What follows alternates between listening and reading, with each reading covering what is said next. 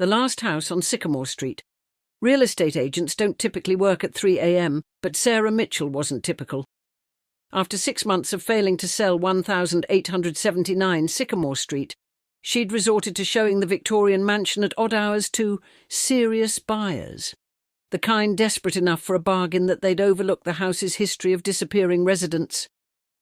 The latest prospect, Mr. Harrison, stood beside her in the foyer, his flashlight beam dancing across wallpaper that seemed to ripple like water in its light. "Previous owners did a lot of renovations?" he asked, running his fingers along a section of wall that whispered at his touch. "Actually, no," Sarah replied, consulting her files. The papers in her hands began to bleed ink, the words rearranging themselves into warnings she refused to read. "According to the records—" She stopped. The wall he was touching hadn't been there during yesterday's showing, and now it was breathing. Mr. Harrison's flashlight caught something dark seeping through the wall. Not blood this time, but shadows that moved against the light, forming faces that screamed silently before dissolving back into darkness. The shadows reached for them with ephemeral hands that left frost patterns in the air. They moved upstairs, their footsteps echoing on boards that shifted beneath them like piano keys, playing a melody that Sarah recognized from her childhood, a lullaby her dead grandmother used to sing. The house was singing to her, she realized, singing her grandmother's voice. In the master bedroom, Mr. Harrison paused by the window. Through the glass, Sarah saw not the familiar street, but a vast, starless void where things with too many eyes blinked in sequence. Reality rippled like heat waves off summer asphalt, and for a moment she saw through the veil, saw the house as it truly was, a living organism that had merely dreamed itself into the shape of architecture. "The price seems too good to be true," Mr. Harrison said, his voice harmonizing with the house's song. His shadow peeled itself from the wall, three-dimensional and viscous, while dozens more shadows emerged from the corners, the shades of every person who'd ever entered this room, now permanent residents of its darkness. "Perhaps we should continue this showing another time," Sarah suggested, backing toward where the door should be.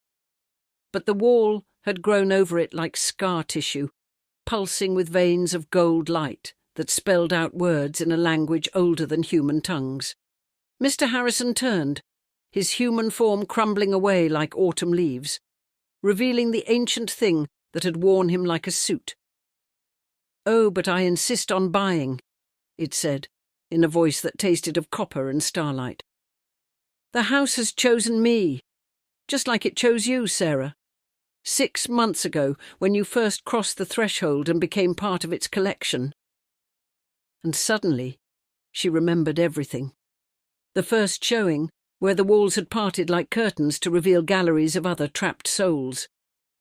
The doors that opened into memories that hadn't happened yet. The darkness that wore faces like masks, trying to lure more prey into the house's eternal hunger. She remembered that Sarah Mitchell had never left 1879 Sycamore Street, couldn't leave any more than a heart could leave its body. She was just another dream of the house now, another ghost in its endless halls, showing the same rooms to the same shadows, while the house reached out into the world, dreaming new dreams of architecture and emptiness, hungrily waiting for the next real estate agent to take her place in its ever-growing collection of souls.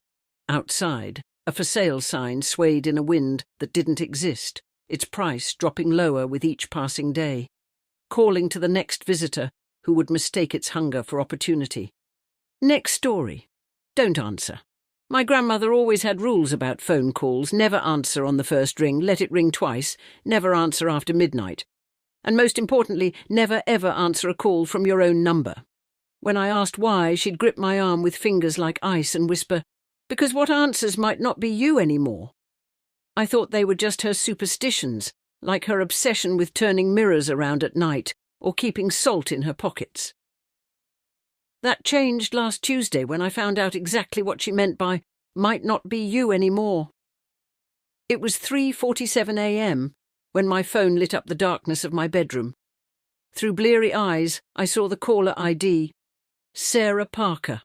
My own name, my own number. The screen flickered, distorting my profile picture into something that made my stomach lurch. For a split second, my smiling face in the photo seemed to turn and look directly at me. My grandmother's warning screamed in my head, but my thumb had already swiped to answer. The moment I did, all the lights in my apartment surged bright enough to burn, then plunged into darkness, so complete it felt solid. "Hello?" My voice sounded small in the darkness, swallowed by the sudden oppressive silence. The static came first, not electronic static, but the sound of thousands of insects scratching against glass. Then I heard breathing. Not normal breathing. It was wet, laboured, like someone drowning in their own fluids. And underneath it, a sound like fingernails scratching against wood, keeping time with my own racing heartbeat. "Who is this?" I demanded, trying to keep the tremor out of my voice as the temperature in my room plummeted. Frost began creeping across my windows, forming patterns that looked disturbingly like faces in agony. "Sarah Parker," came the reply, in my own voice, but wrong, like someone had learned to speak by dissecting a human throat. "I'm so glad you answered. I've been trying to reach you for such a long time. Do you know how long I've been watching you wear my life?" My throat closed up. "What do you mean?" "You took my place," it said, my voice distorting into something ancient and hungry. "But it wasn't fair. I was here first. 3 years, Sarah. 3 years I've been trapped in the dark, watching you sleep in my bed, wear my face, live my life. But now you've answered, and the rules say I can come back. And you get to take my place in the dark." The line went dead. For a moment relief flooded through me, until I heard it. That wet breathing coming from inside my closet, and beneath it, the sound of fingernails scratching against wood, matching the suddenly erratic rhythm of my heart. My phone lit up again. Sarah Parker. But this time I could see my phone on the nightstand, dark and silent. The call was coming from the phone in the closet, the one I'd lost 3 years ago, the day I'd first moved into this house. The day my memories started feeling wrong, like they belonged to someone else, the scratching stopped. The closet door began to open, and the darkness behind it was wrong, deeper than it should be, stretching forever like a mouth. The temperature dropped so low, my tears froze on my cheeks. From that impossible darkness I heard my own voice emerge, wet and distorted like it was being spoken through rotting vocal cords. "I'm home." Something stepped out wearing my face, but wrong, like it had been removed and stretched over something much larger. As it smiled, its skin cracked like old porcelain, revealing the writhing darkness underneath. "Your turn to watch," it whispered, reaching for me with fingers too long and too sharp to be human. "Your turn to learn what the dark tastes like." They found my phone the next day, screen cracked, still displaying one final outgoing call to Sarah Parker. But they never found me. Now I have no way to call home. Next story. I accidentally bought a haunted necklace. So a little while ago I was at a thrift store looking for weird, creepy stuff to add to my collection. That's when I saw it, a necklace made of a string with a clay-sculpted mask hanging from it. For some reason I was instantly drawn to it, like I had to have it. My sister was with me and immediately told me to leave it behind. She said it gave her the creeps. But I didn't care. I loved how eerie it was. I thought it'd look perfect in my bookcase at the foot of my bed, surrounded by my other odd trinkets. So I bought it.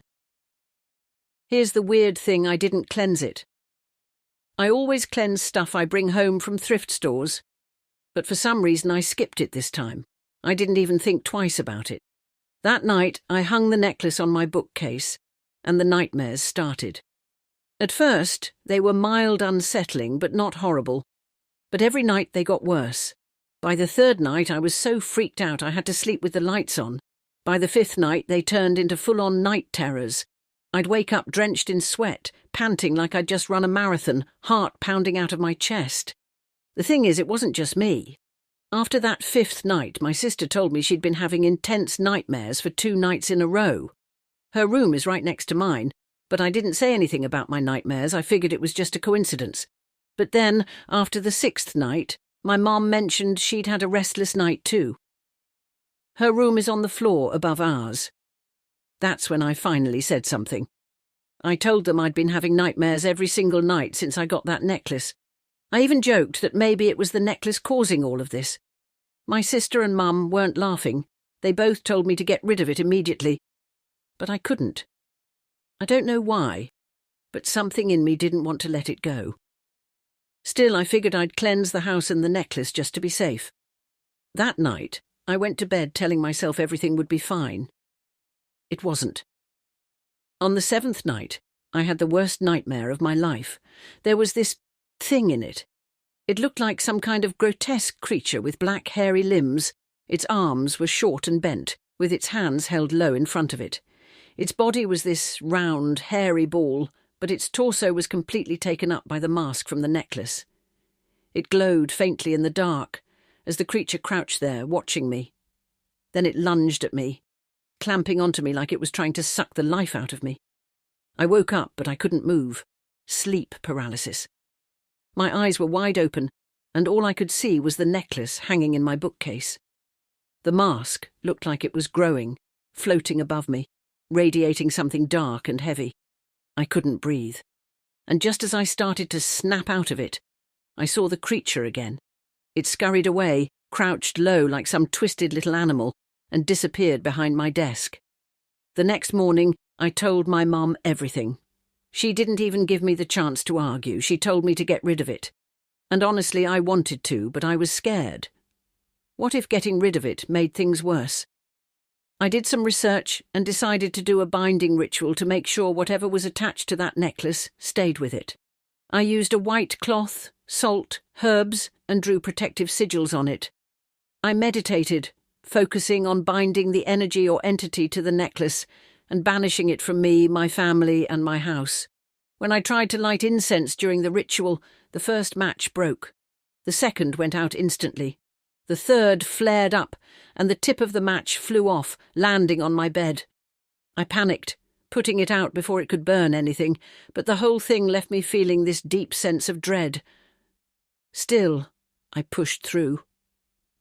After cleansing myself, my mom, my sister, and the house, I wrapped the necklace in the cloth, tied it up with string, sealed it with wax, and locked it with a little padlock. I threw it away in a dog poo bin, wrapped in a bag, and never looked back.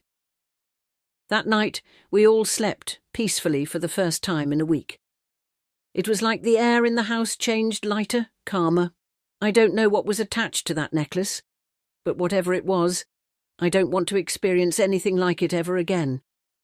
Next story. She poisoned me. When I was 4, my parents decided I needed my own room, so they upgraded to a 2-bedroom downstairs apartment in the same complex. I made a few friends with other children around the complex, and a cousin and her 3 kids also lived in the complex. Everything was fine until a new neighbour moved in next door when I was 6. Immediately, this lady didn't like me, and she didn't hide it.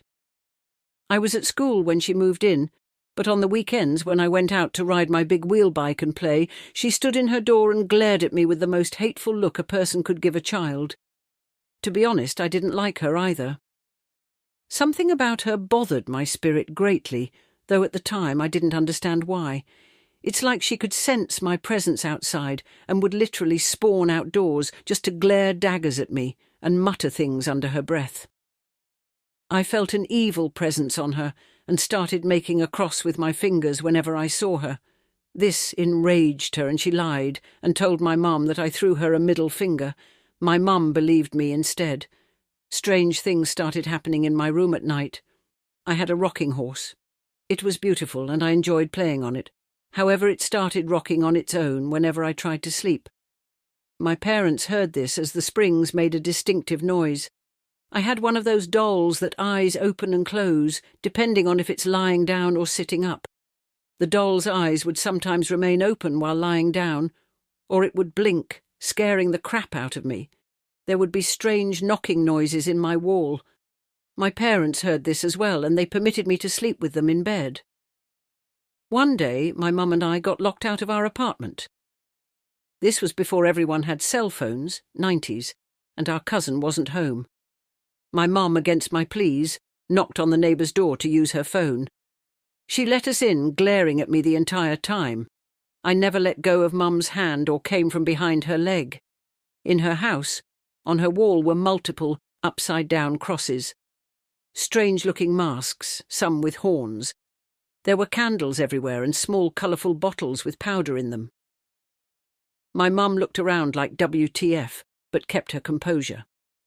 She held my hand tighter, made the phone call to my dad at his job to hurry back now, and we quickly exited the apartment after thanking the woman. She watched me as we left. My mum told my dad everything, and he told his father, my grandfather, who was a pastor. He immediately brought us a bottle of prayed-over olive oil, holy oil, to anoint our house. My mum also told her side of the family, who were very strict Christians, and they were, for a lack of a better word, flabbergasted, and started a prayer meeting.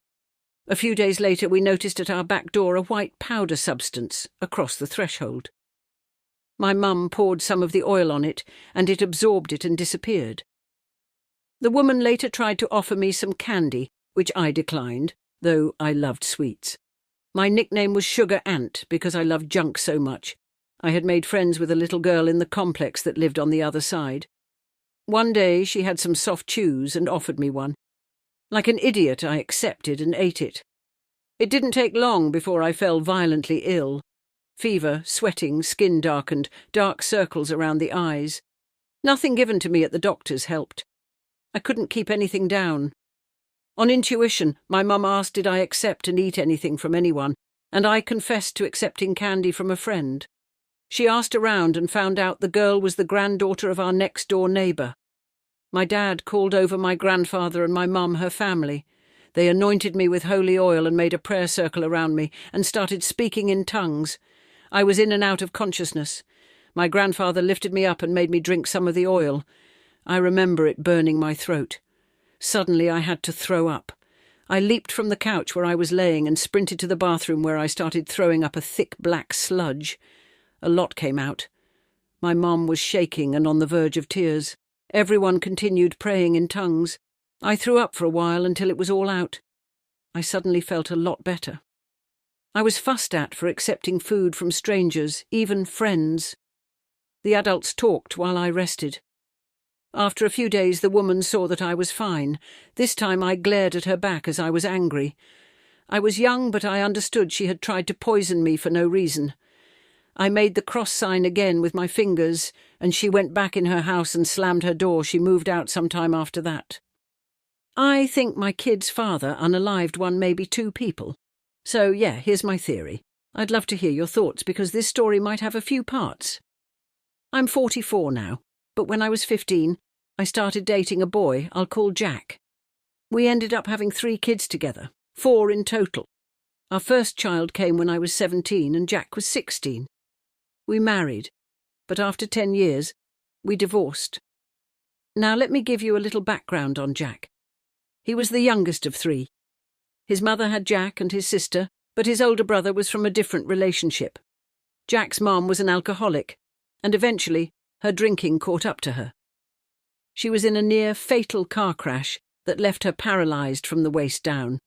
After that, she used a cane to walk. During her recovery, Jack's aunt, Carolyn, who was more like a mother figure, took Jack and his sister in. From the time Jack and I started dating, he was always addicted to something: drugs, pills, sex, cheating, video games, you name it. He was always spiralling into some kind of addiction.